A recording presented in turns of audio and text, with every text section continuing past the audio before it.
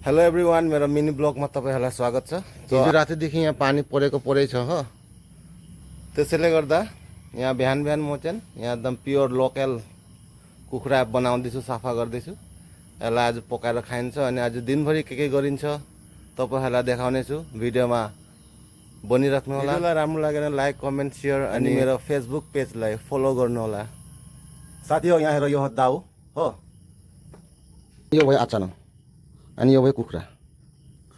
म चाहिँ के भन्नु चाहेको भन्दाखेरि जसलाई कुखुरा काट्नु, मासु काट्नु आउँदैन, छोरा मान्छे खास गरी उनीहरू चाहिँ के भन्दाखेरि सिकिराख्नु होला।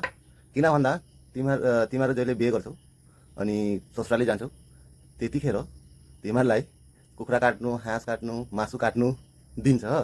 त्यतिखेर जान्दिन भनेपछि लाज कसलाई हुन्छ? तिमीलाई हुन्छ। त्यसैले साथी हो, मासु काट्नु चाहिँ सिकिराख्नु। हस् त, मासु काटेर रेडी भइसकेछ अनि मेरो श्रीमतीले अब खाना पकाउँछ। मिठो पकाऊ है बुढी।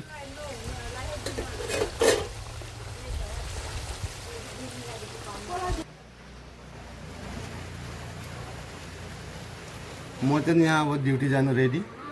अब खाना खाइन्छ अनि ड्युटी गइन्छ।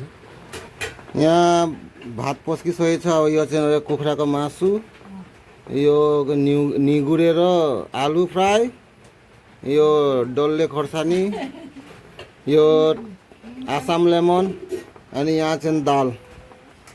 अब गम खाइन्छ। तो गाइस देख्नु सक्नुहुनेछ यहाँ पानी रोकेको छैन, परै छ। तो गाइस म आफ्नो ड्युटीतिर लागे। आज चाहिँ खास गरी के काम छ भन्दा फिल्ड भिजिटमा जानुपर्ने छ।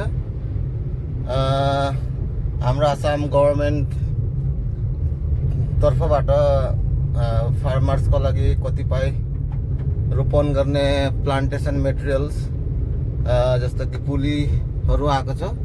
त्यही पुलीलाई चाहिँ गएर ठाउँ ठाउँमा डिस्ट्रिब्युट गरिदिनु पर्ने काम छ। आज त्यति नै हो। मेरो यो भिडियो पुरा हेरिदिनु भएकोमा धेरै धेरै धन्यवाद। फेरि भेटौँला एउटा नতুन भिडियोमा। By by.